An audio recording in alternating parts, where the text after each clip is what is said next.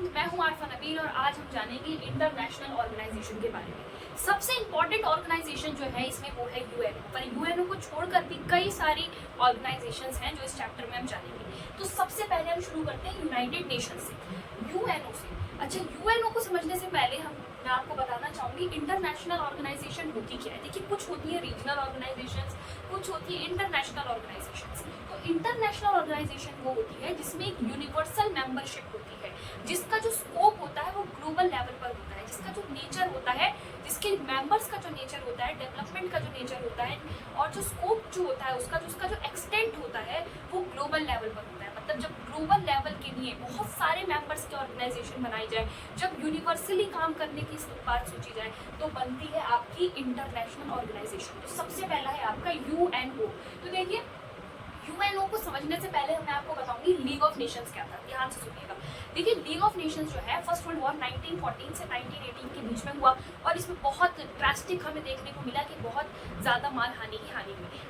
पर आप ये देखते हैं कि लीग ऑफ नेशंस बना है आफ्टर फर्स्ट वर्ल्ड वॉर, मतलब सेकेंड वर्ल्ड वॉर को रोकने के लिए हमारा क्या बना है, लीग ऑफ नेशंस बना है। पर क्या सेकेंड वर्ल्ड वॉर रुक पाया? नहीं। 1939 में से 1945 के बीच में हम देखते हैं सेकेंड वर्ल्ड वॉर हुआ और उसके क्या फर्स्ट वर्ल्ड वॉर से ज़्यादा हम देखते हैं कि ज़्यादा बुरे रिजल्ट्स हमें देखने को मिलते हैं सेकेंड वर्ल्ड वॉर में। अब ये देखिए कि लीग ऑफ नेशंस की जगह जो है वो 1945 में ले लेता है यूएनओ, यूनाइटेड नेशंस ऑर्गेनाइजेशन। तो लीग ऑफ नेशन का सक्सेसर कौन हुआ? आपका यूनाइटेड नेशंस ऑर्गेनाइजेशन। ठीक है, तो लीग ऑफ नेशंस को ही बाद में हमने यूएनओ बना दिया। अब ये देखिए इसका स्टैब्लिशमेंट कैसे हुआ। यूएनओ का स्टैब्लिशमेंट आपको याद रखना है 24 अक्टूबर 1945 को हुआ था आखिरकार, पर इसके पहले से ही कई साल 1941 से ही इसकी तैयारी शुरू हो गई थी। ठीक है, यूएनओ बनने की जो तैयारी थी वो कब से शुरू हो गई थी? 1941 से शुरू हो गई थी। ठीक है, तो लास्ट में इनका आपका कॉन्फ्रेंस हुआ था सैन फ्रांसिस्को कॉन्फ्रेंस। ये सैन फ्रांसिस्को कॉन्फ्रेंस में जो है आपके 51 कंट्रीज जो थी, आपको याद रखना है सॉरी 51 कंट्रीज ने मिलकर जो है इस यूनाइटेड नेशंस के चार्टर पे साइन किया और हम देखते हैं कि आखिरकार 24 अक्टूबर 1945 को आपका यूएनओ जो है वो बनके तैयार हो जाता है। भारत इसमें कब बना है मेंबर? तो आपको याद रखना है भारत भी फाउंडिंग मेंबर में ही हुआ। ठीक है, क्योंकि 30 अक्टूबर 1945 को भारत भी इसका जो है मेंबर बन गया। जो भी कॉन्फ्रेंस पहले से होती हुई आ रही थी ना, उसमें भी भारत जो है पार्टिसिपेट कर रहा था। ठीक है, तो देखिए यूएनओ का भारत कितना पुराना मेंबर है। ठीक है, अब देखिए इसका जो साइन जो है आपके सेक्रेटरी जनरल जो है इसकी, ठीक है, सेक्रेटरी जनरल जो है इसके वो कौन है? आपके एस्टोनियो गुटेरेस। ठीक है, आपको याद रखना है। इस टाइम कितने मेंबर्स हैं इसमें? 193 मेंबर्स हैं। आपकी बुक में 192 लिखा है, 193 टोटल मेंबर्स है। जो लेटेस्ट मेंबर इसका ऐड हुआ है वो हुआ साउथ सूडान।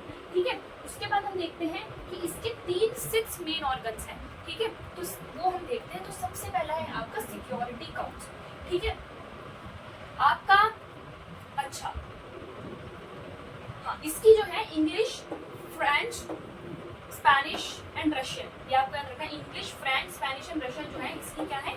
यूएनओ की स्पेशल आपकी ऑफिशियल लैंग्वेजेस है। ठीक है, आपको याद रखना है ऑफिशियल लैंग्वेजेस कौन सी है? आपकी आपका इंग्लिश है, आपकी फ्रेंच है, स्पेनिश एंड रशियन है। देखिए इसके 6 मेन ऑर्गन्स कौन से हैं? तो सबसे पहला आपका सिक्योरिटी काउंसिल। देखिए सिक्योरिटी काउंसिल जो है वो यूएनओ का सबसे इंपॉर्टेंट, सबसे ज़्यादा इंपॉर्टेंट ऑर्गन है। अगर आपको यूएनओ पूरे यूएनओ में चेंज करना है, मतलब आप चाहते हैं कि पूरा यूएनओ बदला हुआ दिखे, तो सिक्योरिटी काउंसिल में चेंज कर दो, आपको लगेगा पूरे यूएनओ में चेंज हो गया है। ऐसा क्या है इसमें? देखिए इसमें ना टोटल 15 मेंबर होते हैं। ठीक है, सिक्योरिटी काउंसिल में कितने मेंबर होते हैं? टोटल 15। 5 जो होते हैं परमानेंट मेंबर। 5 परमानेंट मेंबर है जो ये है आपके रशिया है, अमेरिका, चाइना, फ्रांस और ब्रिटेन। ये जो है आपके कौन से हैं? परमानेंट मेंबर है। उनके पास होती है वीटो की पावर, मतलब कोई भी रेजोल्यूशन अगर यूएनओ पास करेगा तो वो इसको रद्द कर सकते हैं। अगर इनमें से कोई भी एक चाहे ना कि मैं इस डिसीजन को नहीं मानता, ये बिल जो है, ये रेजोल्यूशन यहीं पर रुक जाना चाहिए, तो हम देखते हैं कि वीटो पावर का इस्तेमाल कर सकते हैं। सबसे ज़्यादा बार जो वीटो पावर का इस्तेमाल करा है वो रशिया ने करा है। ठीक है, सबसे ज़्यादा बार रशिया ने करा है, उसके बाद अमेरिका ने करा है और 6 बार तो रशिया ने अपने वीटो का इस्तेमाल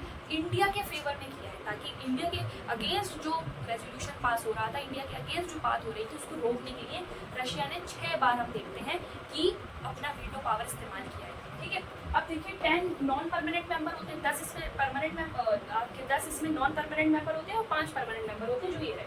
अब 10 जो नॉन परमानेंट मेंबर होते हैं वो इलेक्टेड होते हैं, उनका इलेक्शन किया जाता है, लंबा प्रोसेस होता है और 2 साल के लिए इलेक्ट होते हैं। इंडिया जो है 8 बार जो है नॉन परमानेंट मेंबर रह यूएनओ और इंडिया के रिलेशन के लिए बहुत अच्छी बात है। अब बात करते हैं सिक्योरिटी काउंसिल के फंक्शंस की। आप यहाँ पर ये देखिए कि ये सिक्योरिटी काउंसिल के भी फंक्शंस हैं और ये इंटरनेशनल ऑर्गेनाइजेशन के भी फंक्शंस हैं। और अगर ये क्वेश्चन आ जाए कि हमें why do we need international organisation, तो ये उसका भी आंसर है। ठीक है, तो ये देखिए कि सबसे पहला जो है रिजॉल्व डिस्प्यूट। अगर मान लीजिए कोई भी डिस्प्यूट चल रहा है देश में, कोई भी कॉन्फ्लिक्ट चल रहा है किसी दो कंट्रीज के बीच में या कहीं भी, तो उसको सॉल्व कराने का काम जो है वो किसका होता है, यूएनओ का होता है, सिक्योरिटी काउंसिल का होता है। उसके बाद पीस स्टैब्लिश करना, पूरी दुनिया में पीस स्टैब्लिश करना, क्योंकि ये जो यूएनओ बना है ये बना है सेकेंड वर्ल्ड वॉर 1945 के बाद। तो हम ये देखते हैं कि थर्ड वर्ल्ड वॉर कहीं ना हो जाए। ठीक है, फिर पीस को स्टैब्लिश करना, किसी भी आने वाले वॉर को रोकना, कोई भी ग्लोबल इशू जैसे कि ग्लोबल वार्मिंग हो गया, इन्वायरमेंटल इश्यूज हो गए, ये कोई एक देश मिलकर सॉल्व नहीं कर सकता। इसके लिए एक प्लेटफॉर्म चाहिए सारे देशों को कि वो सारे देश एक जगह पे आए और बैठे और बात करें, तो वो यूएनओ मतलब सिक्योरिटी काउंसिल को देती है। ठीक है, उसके बाद मिलिट्री एक्शन। हाँ देखिए, अगर मान लीजिए किसी के खिलाफ मिलिट्री एक्शन लेना है, जैसे हम यूएनओ ने कई बार, जैसे यूगोस्लाविया के लिए, साउथ सुडान के लिए, हम देखते हैं कि यूएनओ ने कई बार अपनी मिलिट्री का इस्तेमाल करा है और इसकी खुद की मिलिट्री नहीं होती है, अपने देशों से मतलब दूसरे देशों से मंगाता है। इंडिया ने भी कई बार अपने बहुत सारे ट्रूप्स दिए हैं, अमेरिका ने कई बार अपने बहुत सारे ट्रूप्स दिए हैं। ठीक है, अपनी आर्मी दी है। तो मिलिट्री कनेक्शन लेना कि अगर कोई कंट्री बहुत ज़्यादा गलत कर रही है किसी दूसरे, जैसे कि इराक ने कुवैत पे जब हमला कर रखा था, तो हम देखते हैं कि यूएनओ ने ही आपका क्या दिया था, परमिशन दिया था कि जाओ इराक को पीछे कर दो। ठीक है, तो हम ये देखते हैं कि कोई भी डिसीज़ है, जैसे कि आपकी एड्स हो गई, HIV एड्स हो गई, आपकी गोलेरिया, सिफिलिस, ये कुछ ऐसी बीमारियां हैं जो एक देश मिलकर नहीं कर सकता। ठीक है, उसके बाद इंटरनेशनल कोर्ट ऑफ जस्टिस। अच्छा, एक इसका ये पर्टिकुलर उसका ही काम है सिक्योरिटी काउंसिल का।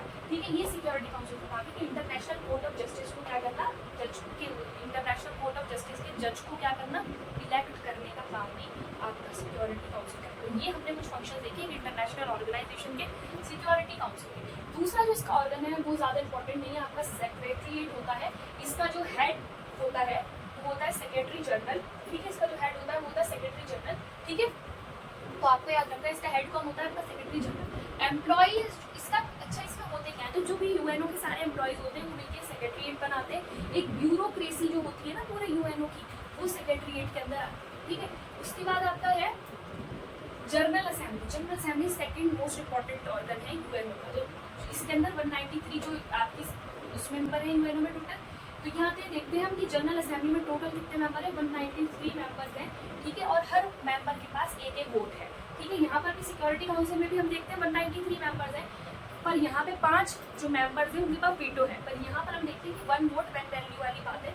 ठीक है, पार्लियामेंट एक तरीके से क्या है, यूएनओ का पार्लियामेंट है। ठीक है, यूएनओ का क्या है, ये पार्लियामेंट है। यहाँ पे जो भी प्रॉब्लम डिस्प्यूट्स होते हैं या कोई भी बात करनी होती है किसी भी देश को, तो वो यहाँ पर जनरल असेंबली के अंदर की जाती है, पेश की जाती है। ठीक है, उसके बाद हम देखते हैं सितंबर से दिसंबर का इसका एक एनुअल सेशन होता है। उसके बाद है आपकी इकोनॉमिक एंड सोशल काउंसिल। ठीक है, ये चौथा आपका ऑर्गन है। 54 इसमें मेंबर्स हैं। इसका काम है cultural, economic and social development करना देशों के बीच में और कल्चरल एक्सचेंज करना देशों के बीच में ज़्यादा से ज़्यादा। तो ये उसके बाद है इंटरनेशनल कोर्ट ऑफ जस्टिस। ठीक है, इंटरनेशनल कोर्ट ऑफ जस्टिस ये भी एक इंपॉर्टेंट ऑर्गन है। कोई भी लीगल एडवाइस, कोई भी लीगल क्वेश्चन अगर होता है यूएनओ से रिलेटेड देशों में, तो हम देखते हैं कि वो यहीं पर सॉल्व होता है। 15 इसमें जज होते हैं, 9 साल के लिए वो चुनते हैं। 9 ईयर्स के लिए इलेक्ट होते हैं, 15 जज होते हैं। इसमें काफ़ी डिस्प्यूट्स, अगर किसी कंट्री के बीच में कोई डिस्प्यूट हो गया है, 2 कंट्रीज़ के बीच में, तो उसको देखना, यहाँ पे समझना, कोई भी लीगल क्वेश्चन है तो उसको सॉल्व करना। ठीक है, तो ये एक क्या है, जुडिशरी, एक जुडिशियल ऑर्गन है और इसका हेड क्वार्टर कहाँ पर है, नीदरलैंड में। और जो 5 ऑर्गन है उनका जो हेड क्वार्टर है वो न्यूयॉर्क में है, पर ये अकेला है जिसका हेग एक जगह है नीदरलैंड में, वहाँ पर है। ठीक है, तो ये हमने देखा। उसके बाद हम देखते हैं कि एक है लास्ट है ट्रस्टीशिप काउंसिल। ट्रस्टीशिप काउंसिल अब जो है, अब इसका कोई रोल नहीं है। इसका काम क्या था बेसिकली बता देती हूँ, इंपॉर्टेंट नहीं है इतना, कि जो देश अपनी गवर्नमेंट को अपने आप नहीं चला सकते, एक स्टेबल गवर्नमेंट नहीं है, उन देशों को एक तरीके से संभालने का काम था ट्रस्टीशिप काउंसिल का। ठीक है, तो यहाँ पर ये ऑर्गन्स खत्म होते हैं। उसके बाद एक क्वेश्चन बहुत इंपॉर्टेंट आता है कि अगर आपको यूनाइटेड नेशंस के सिक्योरिटी काउंसिल का क्या बनना है, परमानेंट मेंबर बनना है या नॉन परमानेंट मेंबर भी बनना है, तो क्या क्वालिफिकेशंस हैं, क्या कंडीशंस हैं कि आपके पास ये कंडीशंस होनी चाहिए, इसको छोड़कर आप मेंबर नहीं बन सकते। तो सबसे पहले तो वो इकोनॉमिक पावर होनी चाहिए। जैसे कि मान लीजिए इंडिया को अगर आपका यूएन की सिक्योरिटी काउंसिल का परमानेंट मेंबर बनना है तो कंडीशंस, टर्म्स और कंडीशंस क्या है? तो पहली है इकोनॉमिक पावर है इंडिया, ठीक है, पास कर दिया, इकोनॉमिक पावर होना चाहिए। दूसरा मिलिट्री पावर, अच्छी सैनिक ताकत होनी चाहिए उस देश के पास, ठीक है। उसके बाद है यूएन के बजट में उसका जो कॉन्ट्रीब्यूशन है ना वो बहुत अच्छा होना चाहिए, मतलब अच्छा पैसा यूएन के बजट में उसको देना चाहिए। पॉपुलेशन वाला देश होना चाहिए, ऐसा नहीं कुछ 10-12 लाख उसके कुछ मेंबर्स हो, अच्छा पॉपुलेशन वाला कंट्री होना चाहिए। डेमोक्रेटिक कंट्री होना चाहिए, क्योंकि यूएन का जो चार्टर है वो भी क्या कहता है, डेमोक्रेसी की तरफ, राइट्स की तरफ जो है इंडिकेशन देता है। तो डेमोक्रेटिक कंट्री होनी चाहिए। लैंड मास जो है उसका अच्छा बड़ा लैंड मास होना चाहिए। डाइवर्स कंट्री होना चाहिए on the basis of geography, on the basis of culture, on the basis of economics, ठीक है। तो इकोनॉमी, यहाँ पर हम देखते हैं कि ये कुछ कंडीशन जो है